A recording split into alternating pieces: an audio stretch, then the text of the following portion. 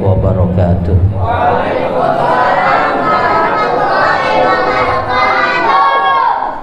Alhamdulillahilladzi anzala sakinata fi qulubil mu'minin liyazdadu imana ba'da imanihi. Wassalatu wassalamu ala Rasulillah wa ala alihi wa ashabihi wa mawalah. Allahumma salli wa sallim ala Sayyidina Muhammad wa ala alihi wa ashabihi wa man tabi'ahu bi ihsan ila yaumiddin. Faya ayyuhal hadirun ittaqullaha haqqa tuqatih wa la tamutunna illa wa antum muslimun wadkhulul jannata bisalamin aminin. Amin ya rabbal amin ya rabbal amin ya rabbal. Qadar ma'ali palam alim ulama, para asatid, para sesepuh, tokoh masyarakat, lingkar masjid, apa namanya ini? Hah?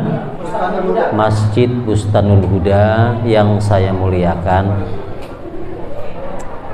hadirin wal hadiron, jamaah majlis Dzikra Isra wal Mi'raj Nabina Muhammad sallallahu alaihi wasallam. Malam hari ini kita akan coba khusus mengkaji tentang kehidupan kita. Kita erat kaitkannya dengan Isra dan Mi'raj. Kemudian bagaimana kita menyambut bulan Ramadan yang sebentar lagi akan hadir di tengah-tengah kita. Bapak Ibu yang saya muliakan, di dalam surah Az-Zariyat ayat 56 Allah katakan, wa ma khalaqtul jinna wal insa illa liya. Hafal ya kira-kira ya? Hafal ya? Dan tidaklah aku ciptakan jin dan manusia kecuali untuk menyembah kepadaku. Makna liya'budun, sebagian ulama mengatakan liya'lamu, mengetahui Allah Subhanahu wa ta'ala. Dalam ayat ini ada dua makhluk yang Allah sebutkan. Yang pertama jin dan manusia. Adik-adik perhatikan dulu. Adik-adik perhatikan, kalau enggak bapak-bapak maju, adik-adik di belakang. Ya, biar saya bisa fokus, ya. Ya, adik-adik agak munduran, bapak boleh maju. Ya. Ya, adik-adik munduran, bapak maju. Ya, Pak maju, Pak. Ya, bapak adik-adik mundur, bapak maju, Pak. Bapak maju. Maju aja, Pak. Nah, ya. Nah, bapak maju, Pak, sini, Pak. Yang di belakang maju, Pak. Semuanya maju. Yang di bawah silakan maju. Ya, maju, Pak, maju, Pak. Nah, sudah sih. Ya. Ya. Nah, bapak yang ada di bawah silakan naik, Pak. Naik, Pak. Biar nanti adik-adik ada yang nemenin. Ya. Adik-adik boleh duduk tapi ada yang nemenin, ya. Ya. Dah, silakan maju. Dah, bapak maju. Semuanya yang di bawah maju, Pak.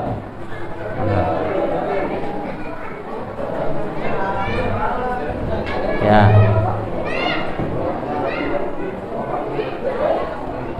Ya, Bapak tidak ada yang dibawa ya Pak ya, naik semuanya Pak.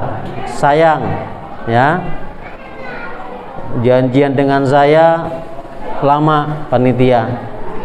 Ya, sekali hadir kalau kemudian nggak konsentrasi, nggak ngaji, nggak dapat ilmu.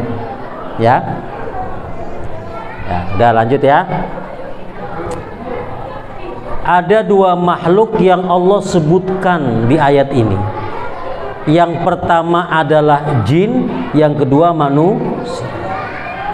Apa artinya? Yang pertama, bahwa ternyata memang sebelum manusia diciptakan itu sudah ada makhluk yang hidup di muka bumi dan hidupnya ribuan tahun. Siapakah dia? Dia yang bernama bangsa jin. Bahkan di antara bangsa jin ini ada satu jin yang sangat kuat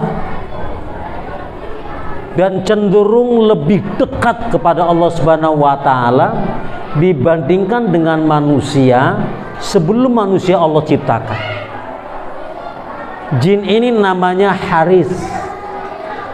Namanya Haris itu artinya apa? Tukang jaga. Saking dipercayanya oleh Allah Subhanahu wa taala untuk menjaga ciptaan Allah, bahkan ini Haris diminta untuk menjaga antara batasan bumi dan langit. Tapi lantaran kemudian segala apa yang dia bisa, ilmunya lumayan, ilmunya hebat, kalah Pak dengan kita. Kita ini terbatas ilmunya, Haris ilmunya luar biasa. Tapi lantaran ingkar kepada Allah Subhanahu wa taala, maka dia diberi kejulukan oleh Allah Subhanahu wa taala sebagai makhluk yang bernama iblis mublisun. Orang yang makhluk yang direndahkan oleh Allah Subhanahu. Tujuan makhluk ini manusia dan jin sama. Apa itu? Liya'budun, menyembah Allah Subhanahu wa ta'ala. Jadi kalau ditanya, Mas, Ibu, apa tujuan kita hidup? Maka jawaban kita adalah untuk menyembah Allah Subhanahu wa ta'ala. Yang kedua, untuk mengenal Allah Subhanahu wa ta'ala. Bagaimana cara kita mengenal Allah? Cara mengenal Allah Subhanahu wa taala dari apa yang Allah ciptakan, dari nikmat yang Allah berikan, dari kejadian-kejadian yang Allah berikan kepada kita.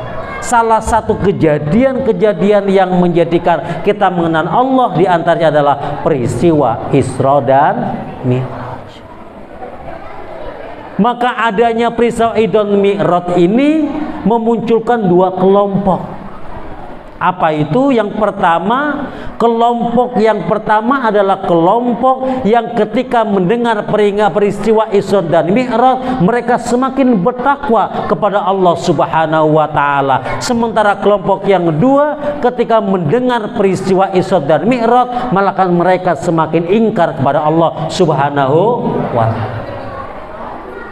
Maka malam hari ini Anda termasuk orang yang percaya dengan peristiwa Isra dan Mi'raj. Seharusnya setiap peringatan Isra dan Mi'raj menambah iman kita kepada Allah Subhanahu.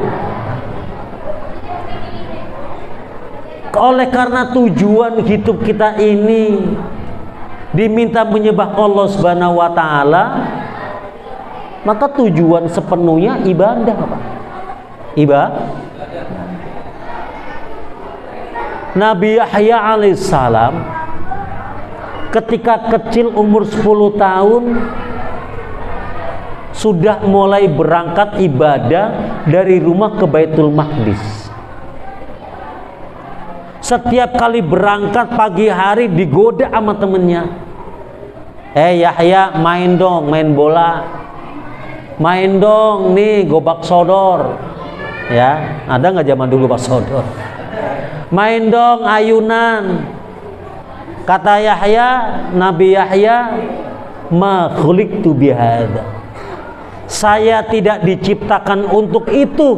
Aku diciptakan untuk beribadah, menyembah kepada Allah Subhanahu wa taala. Lalu pertanyaannya adalah, apa kita diminta ibadah mulu, Ustaz? Apakah terus ibadah? Enggak. Semuanya merujuk pada ibadah. Tetapi semakin bertambahnya zaman, bertambahnya waktu, fungsi manusia bertambah. Contoh, tahu HP, Pak? Tahu HP? Bu, Assalamualaikum. Di sini sepi, ributnya di sono. Tahu HP, Bu? Fungsi HP, fungsi utama HP adalah untuk berbicara, untuk komunikasi. Dulu ketika belum ada HP, ada yang namanya telepon rumah. Fungsi telepon rumah tidak lain tidak bukan hanya untuk ngomong. Dia tidak bisa untuk SMS, dia tidak bisa untuk WhatsApp, dia tidak bisa untuk buka Facebook, dia tidak bisa untuk buka YouTube. Fungsi utamanya hanya untuk ngomong. Sama dulu dengan Nabiullah Adam alaihi. Ya Adam, uskun anta wa zaujukal jannah wa kula minha ragadan haitsu syi'tuma wa la taqraba hadhihi syajarata fatakuna minadh dhalimin. Wa qulna ya Adam, kata Allah ketika Allah katakan kepada Adam, aku ciptakan engkau di sini untuk menyembah kepada engkau, enggak ada yang lainnya. Makan tinggal makan, minum tinggal minum. Kalau pengen jalan-jalan tinggal jalan-jalan. Kalau mau naik pesawat tinggal telepon saja. Semuanya disediakan oleh Allah. Tugasmu Adam cuman ibadah. Waktu bertambah, zaman bertambah, Adam kemudian punya anak, punya keturunan, fungsi telepon pun bertambah. Setelah ada telepon, ada lagi yang namanya pager. Masih ingat pager, Pak? Yang nganggok berarti kelas lama ini. Ya, kelas zaman jadul. Ya, pager itu muncul tahun 96, ya. Setelah pager muncul, nongol lagi namanya HP. HP dulu paling hebat-hebatnya itu adalah HP yang hanya bisa untuk telepon dan SMS. Bukan SMS, bener ya SMS ya? SMS. Ya, paling jago-jagonya ada namanya Samsung pisang. Tuh, masih ingat? Samsung pisang. Bunyinya titit. Kalau HP, kita punya HP yang paling gede itu yang paling top. Bener nggak? HP kita dulu paling gede, paling top, ditaruh di saku, kalau nongol paling keren. Betul nggak?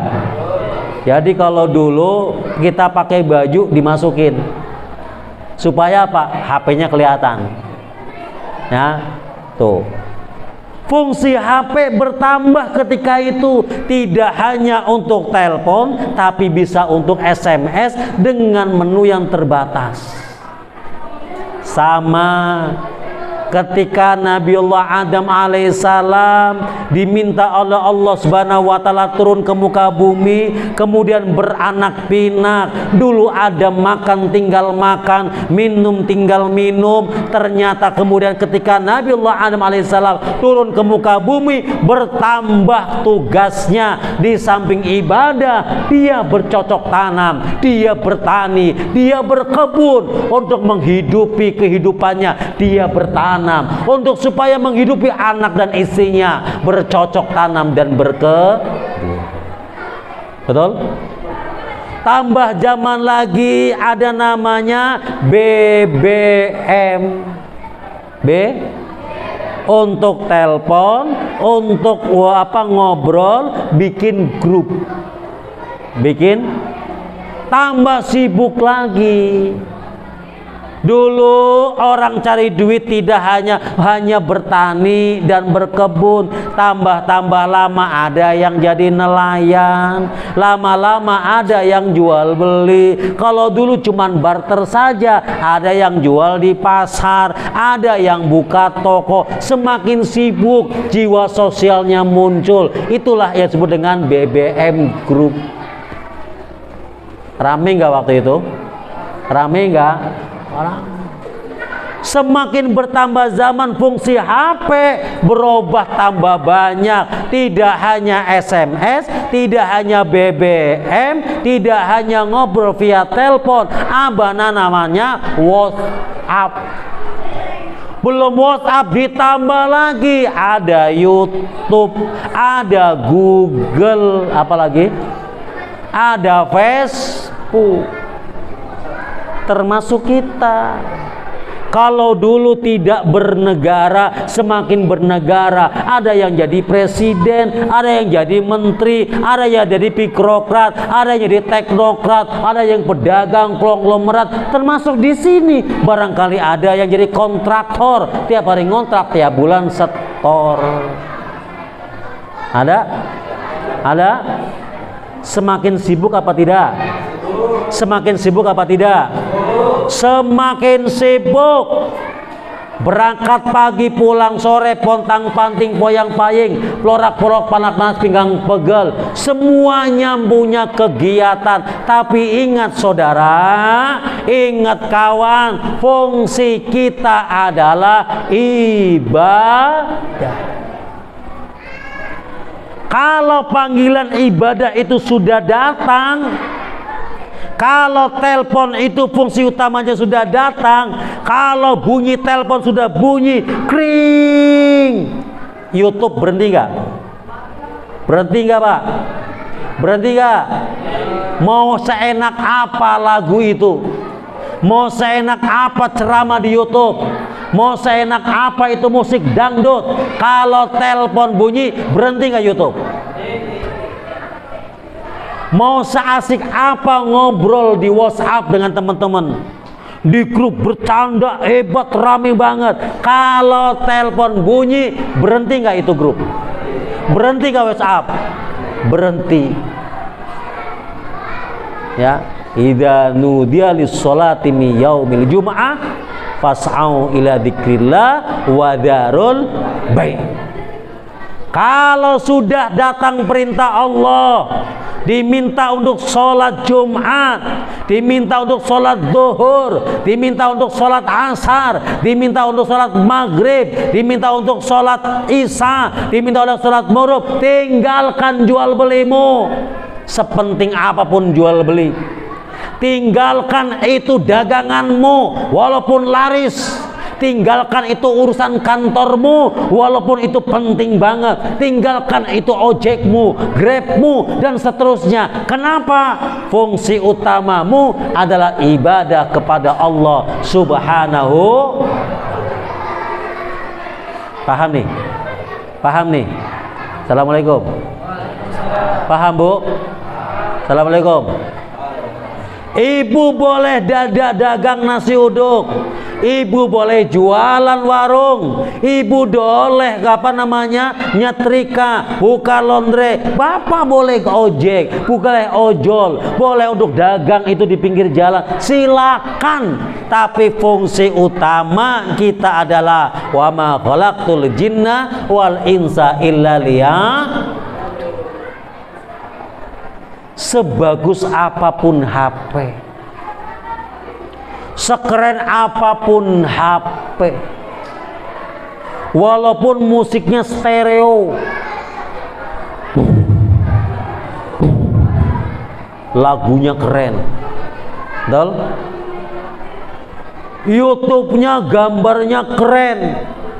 Kalau kita ngerekam, waduh, resolusinya tertinggi. rekamannya bagus, teleponnya bagus, gambarnya bagus, hasil kameranya bagus, semuanya bagus. Tapi kalau fungsi utamanya telepon itu tidak berfungsi, yaitu untuk komunikasi, kira-kira HP dianggap error atau bukan? Error atau tidak? Dianggap rusak apa tidak? Dianggap rusak, termasuk kita. Semoncer apapun karir kita, Pak, walaupun jadi seorang presiden, orang menteri, seorang kaya, konglomerat, panjenengan misalnya kaya, duitnya banyak seabrek-abrek, jadi bos, warungnya laris, monggo. Tapi kalau fungsi utamanya bermasalah, tidak ibadah, tidak sholat, tidak puasa, tidak dekat pada Allah, maka dia dianggap Jadi saya mau nanya, Bu, suami ibu sholat atau enggak? Sholat atau enggak? Kalau enggak sholat, bilang sama suami, Mas, saya sedang tidur sama HP rusak. HP Kalau bapak punya istri enggak mau sholat, bilang, saya sedang tidur dengan HP yang error. Kenapa? Fungsi utamanya problem. Nah, Isra dan Mi'raj ini pesan utamanya adalah sholat. Pesan ini Allah sampaikan langsung kepada Rasulullah Sallallahu Alaihi Wasallam. Satu perjalanan yang bernama Isra dan Mi'raj. Kalau orang bilang katanya satu peristiwa, bukan. Ini dua peristiwa. Yang pertama adalah peristiwa Isra, yang kedua adalah peristiwa Mi'raj. Peristiwa Isra dari Masjidil Haram ke Masjidil Aqsa. Satu perjalanan yang panjang. Kemudian Mi'raj itu melewati 3 tahapan. Yang pertama tahapan anasut, yang kedua malakut, yang ketiga jabarut. 3 alam itu dilewati oleh Rasulullah SAW hanya sepertiga malam saja.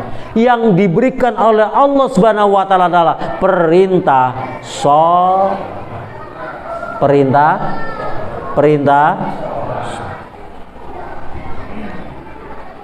Maka malam hari ini yuk introspeksi diri. Kira-kira sholat kita sudah benar apa belum? Hitung dulu Pak, Bu. Kemarin sholat duhur nggak? Sholat nggak? Sholat asar nggak? Jujur ini jujur. Sholat maghrib nggak? Sholat isya nggak? Sholat subuh nggak? Yang jauh kok bocah itu. Kalau sudah sholat duhur, asar, maghrib, isya, subuh, pertanyaannya adalah sholatnya ikhlas atau tidak? Ayo Ustadz, bagaimana sih caranya kemudian menunjukkan bahwa sholat itu ikhlas atau tidak? Sholat ikhlas itu adalah sholat yang disebut dengan khasyian min khasyatillah, kekhusyuan yang kalau kemudian kita barometerkan tidak ada unsur dunia sedikit pun kecuali kerinduan kita kepada Allah. Itu namanya khusyuk. Al-hubbu huwa mailun lit-tab'i wa kaunuhu labidun 'indal muhibbi. Tahu artinya, Mas? Tahu artinya? Hah? Lihat di sini kan ada tagnya ini tuh, ada tag. Anggap aja di TV. Nuansa khusyuk itu ada nuansa cinta. Apa itu cinta? sesuatu yang tabiatnya muncul pada sisi manusia, kalau dia merasakan cinta, maka rasanya itu pasti indah, dan keindahan itu tidak ada yang bisa merasakan kecuali mereka yang mencintai dan yang jorok lu tai-tai ya, yang dicintai. Kalau kita merasakan kekhusyuan sholat, kita rindu kepada Allah karena kita faktor cinta kepada Allah. Bentuk khusyuk itu wala roja'a, wala ida'a, wala khaufa. Itu yang paling tinggi adalah cinta. Tidak ada kemauan tertinggi di situ, tidak ada permohonan di situ, tidak ada rasa takut di situ. Ah, saya mau sholat, kenapa? Takut neraka. Belum naik di cinta, Pak. Walaupun boleh. Kenapa kamu puasa? Takut neraka.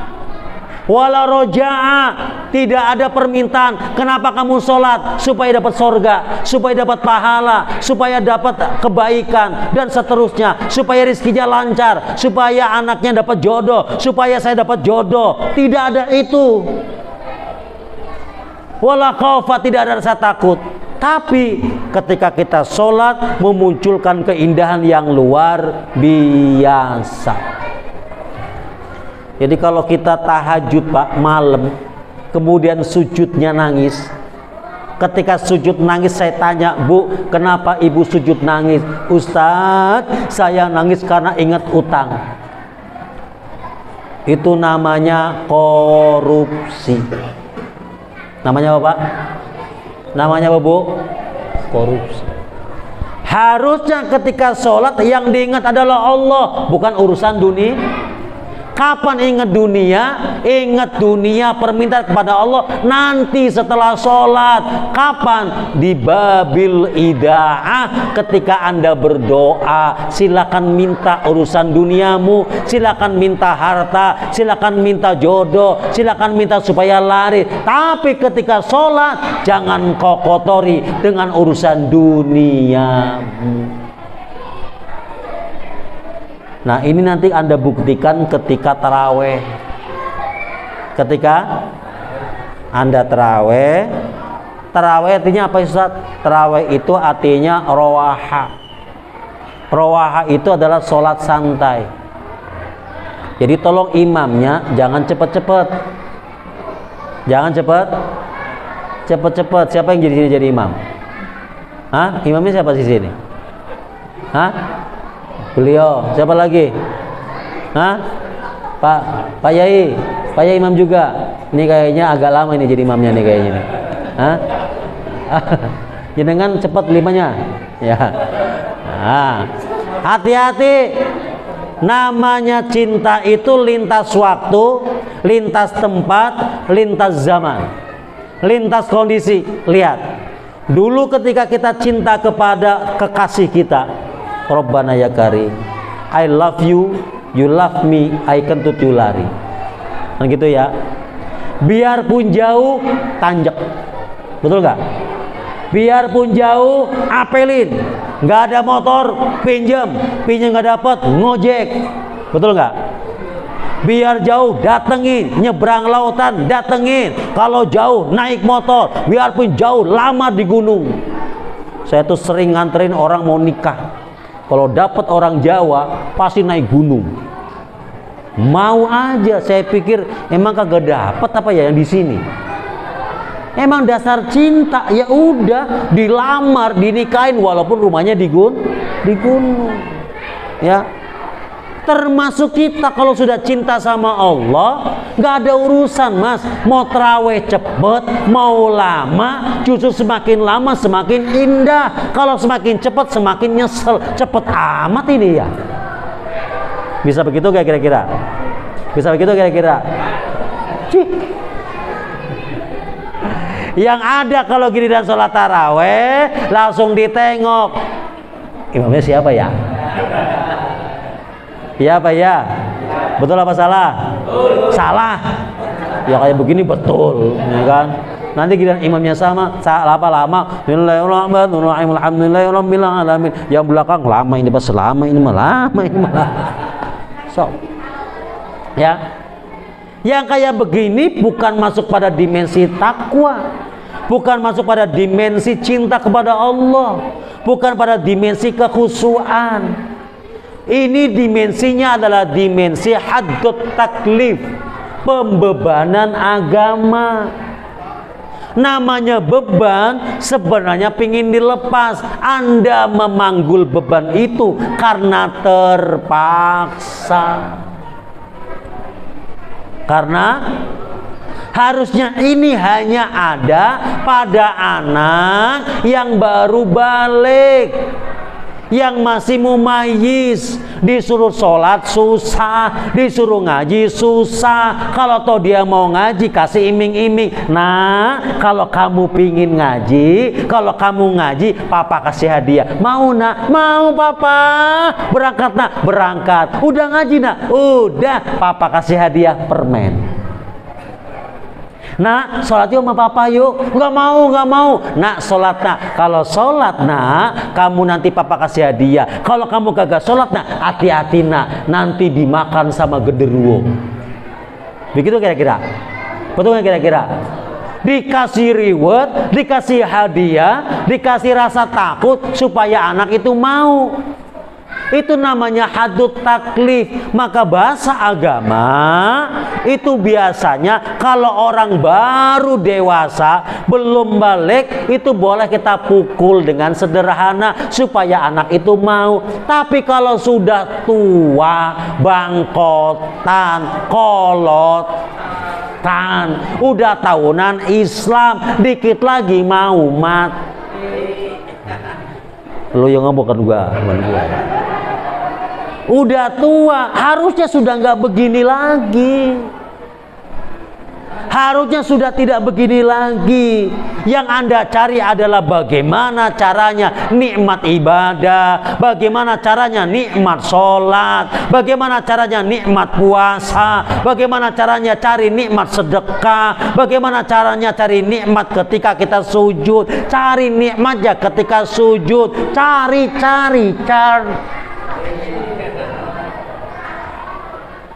Setuju? Setuju? Ya. Oleh karena kita sedang mencari, bikin suasana yang luar biasa. Imam suaranya yang indah. Ya. Muadzin cari yang indah, bukan nggak menghargai yang bagus. Karena kita sedang belajar mencari kenikmatan. Di Masjidil Haram itu panjang pak, sholatnya bisa 2 jam. 2. Di sini tarawihnya berapa rakaat Kiai? Berapa? 20 rakaat plus witir 23. Itu yang benar. Itu yang benar. Ketika Rasulullah SAW melaksanakan sholat di malam ketika Ramadan, itu Rasulullah panjang sholatnya sampai menjelang subuh. Sampai kemudian Rasulullah selesai sholat, baru kemudian menyuruh para dayang-dayang, para pelayan-pelayannya, para budak zaman dulu, siapkan makanan saya cepat, siapkan makanan saya cepat untuk sahur sebelum adzan datang, sebelum adzan berbunyi. Itu tandanya Rasulullah itu ketika melaksanakan sholat tarawih dan tahajud itu panjang sampai menjelang subuh. Tidak ada hadis yang menerangkan berapa rakaat. Tidak ada dalil yang menerangkan berapa rakaat. Lalu Ustadz, kita ngelaksanain 20 dari mana? Yang melaksanakan 20 itu adalah para sahabat. Para sahabat ini melaksanakannya adalah 20 rakaat. Siapakah sahabat itu? Abu Bakar, Umar, Utsman dan Ali adalah sahabat-sahabat yang oleh Rasulullah SAW dibisikin. Saya dapat berita dari langit, kalian ini adalah hamba Allah yang nanti pertama kali masuk surga. Yang pertama kali masuk surga. Bayangkan kalau kita dibisikin nanti, ya Pak, misalnya Bapak ya Pak ya, Pak siapa namanya Pak? Bapak siapa? Hah? Pak Udin. Pak Udin. Pak Udin nanti pertama kali masuk surga. Syaratnya mati duluan Pak Udin. Kira-kira Pak Udin sholat apa enggak? Puasa apa enggak? Enggak. Udah dijamin masuk surga. Pak Udin dijamin masuk surga. Kira-kira sholatnya males enggak? Males. Ini para sahabat sudah dijamin masuk surga, pertama masuk surga. Tapi semakin rajin ibadahnya. Ketika para sahabat ini dapat jatah masuk surga, tiba-tiba kemudian melaksanakan yang namanya sholat tarawih, melaksanakan sholat Ramadan, dinamakan oleh para sahabat itu namanya tarawih, artinya rawaha. Kenapa? Karena saya lihat Rasulullah ketika sholat Ramadan malam hari itu sholatnya lambat, itu bukan tahajud tapi khusus sholatnya di bulan Ramadan. Kenapa? Rasulullah tidak melaksanakan lagi ini sholat di luar Ramadan, maka sahabat menyebutnya tarawih. Jadi kalau mau bilang mana bid'ah yang paling utama, yang paling banyak, ini namanya sholat tarawih. Tarawih adalah bid'ah.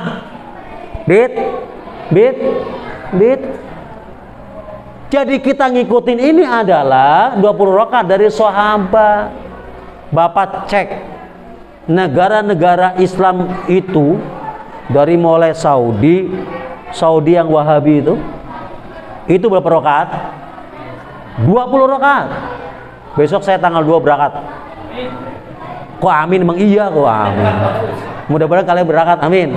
Nah baru bener itu ya. Insya Allah Anda berangkat, amin. Besok tanggal 2 saya berangkat ya.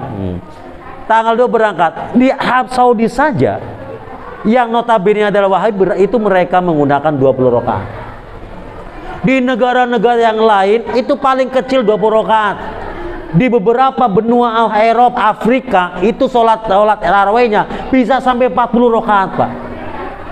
30 rakaat, 40 rakaat. Hanya ada di Indonesia ada yang sholat 8 rakaat. Saya belum tahu nih dalilnya dari mana. Dari mana? Mereka menyebutnya bukan taraweh tapi menyebutnya sholatul lail, sholat malam. Lah sholat malam itu kan banyak. Ada sholat isya, ada sholat hajat, ada sholat tahajud, ada sholat istikharah. Harus ditentukan sholat apa. Apakah dia taraweh, apa tahajud, apa istikharah, apa sholat isya. Tanyakan niatnya apa. Betul? Halo? Nah, Ramadan ini datang di antara kepada kita semuanya. Dalam rangka apa? Perhatikan. Man shoma ramadhana imanan wa ihtisaban, ghufira lahu ma taqaddama min dambi. Orang yang berpuasa di bulan suci Ramadan. Kenapa namanya Ramadan? Ra mim dha.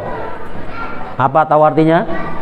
Artinya adalah bulan yang panas, bulan yang kering, bulan yang berguguran dedaunan.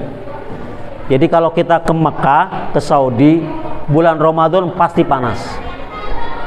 Herannya di banyak negara ketika Ramadan ikut panas. Kita panas nggak kira-kira? Panas.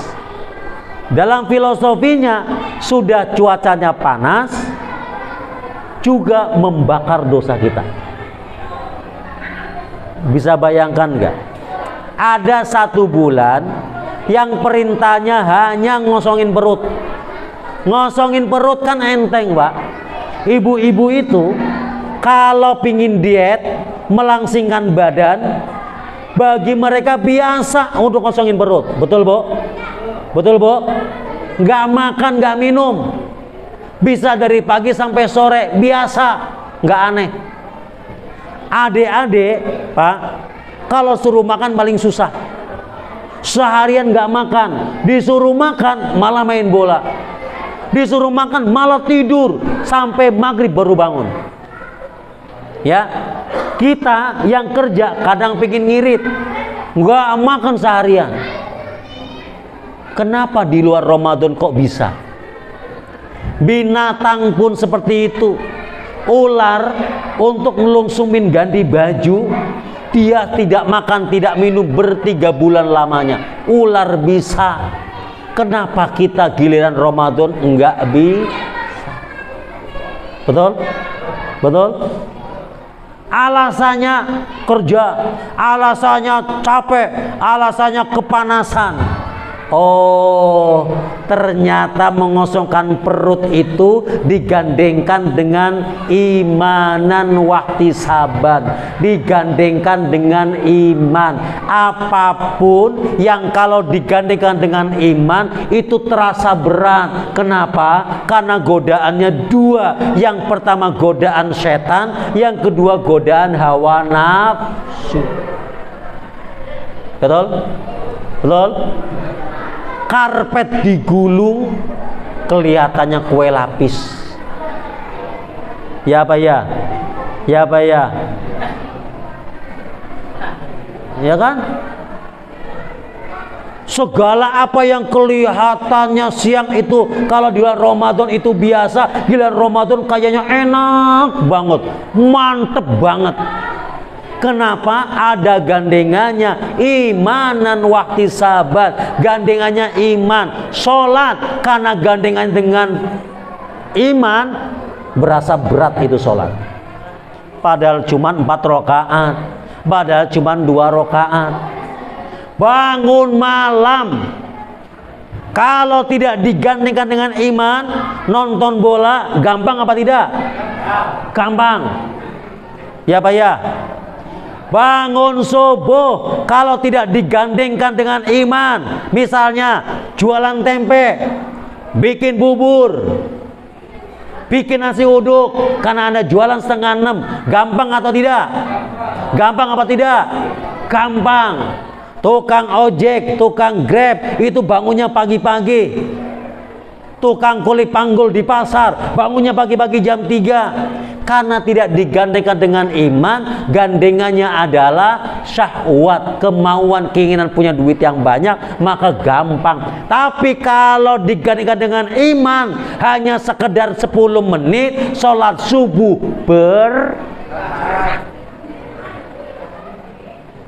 ya Pak ya? Ya Pak ya? Termasuk malam hari ini. Karena pengajian gandengannya dengan iman, saya baru ngomong setengah jam udah pada senderan. Udah mulai melek apa enggak kira-kira nih? Melek ya? Oh, enggak ada yang ngantuk kan? Iman. Imanan wahtisaban, gandengannya dengan iman. Luar biasanya lagi, ghufirallahu ma taqaddama min dambi. Allah ampuni dosa kita. Dosa kapan? Sebelumnya. Saya mau nanya, bapak-bapak, ibu-ibu, bisa nggak ngitung dosa selama setahun? Sok hitung. Bu, bisa nggak ngitung dosa selama setahun? Alah, boro-boro ngomongin lakinya di Facebook, dosa. Ngomongin teman di grup, dosa lagi. Jual motor, bilangnya bagus, tahu-tahu kropos. Jualan makanan, bau, bilangnya enggak. Jualan ayam, tadinya biasanya 5 kilo, ditimbang jadi 4,5 kilo, bohong lagi. Punya rumah di gang, dipasang pot, bikin tetangga susah lewat. Tiap orang lewat, kesel lagi, dosa lagi. Ayo. Punya mobil, parkirannya ngalangin orang lewat. Tiap orang lewat, susah lagi, dosa lagi. Jangan kesinggung ini. Ya, jangan kesinggung. Ya. Punya tanah, ternyata hasil korupsi dengan kantornya dia. Dapat warisan dari emaknya, bapaknya, malah ribut, berantem mulu dengan kakak adiknya. Sejahat-jahatnya laki-laki, anak adalah mereka yang tidak membagi warisan karena ditinggal oleh orang tua itu jahat sama orang tuanya. Semuanya dosa, belum dosa lewat mata. Dari mana ujungnya dosanya Ustadz? Tuh, HP. HP. Saya mau tanya sama Anda semuanya. Kira-kira kalau saya periksa HP sampean, kira-kira ada gambar pornonya enggak? Ada gambar pornonya enggak? Jujur, ada enggak? Bersekolah. Kalau diperiksa berani enggak kira-kira? Diperiksa berani enggak kira-kira? Berani enggak itu HP diperiksa? Yakin? Emang enggak ada ininya, enggak ada internetnya. Ayo. Belum dosa dari HP, lihat gambar porno, lihat gambar yang pantas. Belum lagi dosa nyebarin hoax, nyebarin kebohongan, ya. Musuhan lu gak kelar-kelar. Dari mulai pilpres sampai sekarang, cebong kampret gak kelar-kelar. Saya mau nanya, kira-kira manfaatnya apa sih musuhan? Nanti besok ganti presiden lagi, masa mau musuhan lagi? Yang 2019 belum kelar nih, belum kelar. Entar 2024 ganti presiden nih, masa mau musuhan lagi? Ya, berantem lagi, ribut lagi. Kapan kelarnya urusannya? Ngebangunnya kapan? Ngebangunnya kapan? Akur dong, akur. Susah amat suruh akur gitu loh. Saya dulu 2019 kalau ditanya, kalau mau ceramah pasti ditanya, Ustaz, Prabowo apa Jokowi? Begitu. Tanya Prabowo Jokowi, setelah gitu. Ya Allah, susah saya ngomongnya, Pak. Ya kan, ngomongnya susah. Kalau saya tanya hari ini, berapa banyak dosa Bapak? Pasti tidak ada yang bisa ngitung. Betul? Setelah itu Allah tahu kita ini orang yang paling males untuk meminta maaf dan ngakuin kesalahan kita. Sekali minta maaf, mintanya general. Maafin ya. Pernah nyebut gak kesalahan kita apa? Bu, maafin saya ya, kemarin saya ngambil jambu ibu di tetangga. Bu, maafin saya ya Bu, kemarin saya ngomongin ibu sama tetangga sebelah. Bisa begitu gak? Pernah begitu gak? Iya. Sama suaminya ngomong, misalnya ibu-ibu, Pak maafin saya Pak ya. Emang kenapa? Kemarin duit Bapak di peci saya ambil. Ada lagi di saku, ada lagi di dompet, ada lagi di bawah kasur, ada lagi di mana? Di jok mobil. Banyak amat sih mah, ya kan? Pernah nggak nyebut begitu? Nah, sekali minta maaf general, Papa maafin aku ya, peluk, iya sih maafin, tanpa menyebut kata-kata, tanpa menyebut apa dosa kita.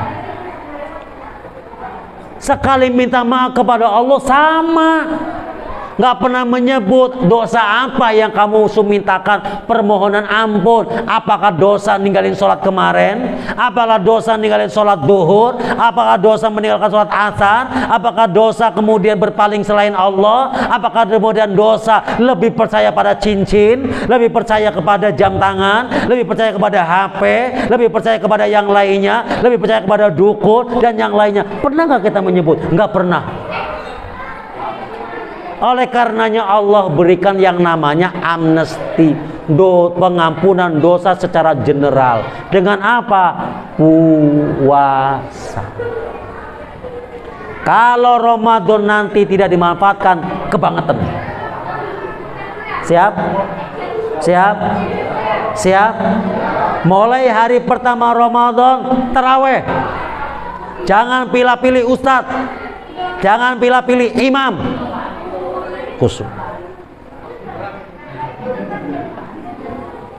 Hari pertama khusyuk, hari kedua khusyuk, hari ketiga khusyuk, hari ke-15 khusyuk. Khusyuknya di mall, khusyuknya di pasar, khusyuknya jajan. Ayo hati-hati. Atau jelang kemudian lebaran, sholat taraweh, tapi ternyata isinya lamunan. Allahu Akbar. Besok gimana kira-kira ya, mau pulang ya, mau pulang ke Tegal nggak ada duit kayak begini, mana gajian belum dikasih kayak begini, urusan gimana ini ya Allah, alhamdulillah. Gimana nggak pulang kamu apa enggak kira-kira? Tuh. Hati-hati. Manfaatkan Ramadan Karena Ramadan adalah bulan ampunan Allah yang Allah berikan kepada kita. Kalau nggak dapat, problem. Kalau nggak diampunin, problem. Seandainya setiap tahun nggak dapat lagi atas nama sibuk pulang kampung, atas nama sibuk cari duit, mumpung Ramadan banyak yang harus dijual. Kalau orang beli banyak, yang beli banyak orang beli takjil, sibuk banget cari duit, lolos tarawehnya, lolos ibadahnya, lolos. Lalu sampai kapan kita akan menumpuk dosa sepanjang tahun? Tahun kemarin nggak berhasil, tahun kemarin nggak berhasil. Sepanjang kita punya umur, dosa kita numpuk. Kemana wajah kita akan dihadapkan di hadapan Allah Subhanahu wa Ta'ala kalau Ramadan tidak pernah kita manfaatkan, sehingga dosa kita menumpuk segunung ketika menghadap Allah Subhanahu wa Ta'ala. Sucikan hati, semangat ibadah, dan jadikan Ramadan sebagai pembersih kita di hadapan Allah Subhanahu wa Ta'ala. Saya kira saya cukupkan pengajian pada malam hari ini. Mudah-mudahan bermanfaat untuk kita semuanya. Ihdinas siratal mustaqim, siratal ladzina an'amta 'alaihim ghairil maghdubi 'alaihim waladdallin. Amin. Nanti ada baca doa? Ada ya? Ya. Bismillahirrahmanirrahim. Alhamdulillahirabbil alamin. Hamdan yuafi ni'amika wa mazida ya rabbana lakal hamd. Kama yamla'u bisultanik. Allahumma taqabbal minna salatana wa siyamana wa ruku'ana wa sujudana wa tahlilana wa tadarru'ana wa tamin taqsina ya Allah irhamna ya Rabbi bil Mustafa balligh maqasidana waghfir lana ma madaya wa sallallahu karami. Rabbana ampuni dosa kami, ampuni kesalahan kami, ampuni kekhilafan kami, ampuni dosa lewat mata kami, telinga kami, mulut kami, dan hati kami. Ampuni dosa kami lewat pekerjaan kami. Ampuni dosa kami seberapa banyak makanan haram yang kami makan dalam kehidupan kami. Rabbana ya kalim jelang Ramadan ya Rabb, ampuni segala dosa-dosa kami. Berikan kekhusyuan dalam ibadah kami, salat kami, puasa kami, tarawih kami. Rabbana ya kalim berikan kepada kami ya Allah kemuliaan di bulan suci Ramadan, kemuliaan di dalam bulan Ramadan, sampai kemudian Engkau hapus segala kesalahan dan kekhilafan kami. Rabbana atina fid dunya hasanah wa fil akhirati hasanah wa qina adzabannar. Fadli subhana rabbika rabbil izzati amma yasifun. Wassalamu ala mursalin walhamdulillahi rabbil alamin. Wal afu minkum. Assalamualaikum warahmatullahi wabarakatuh.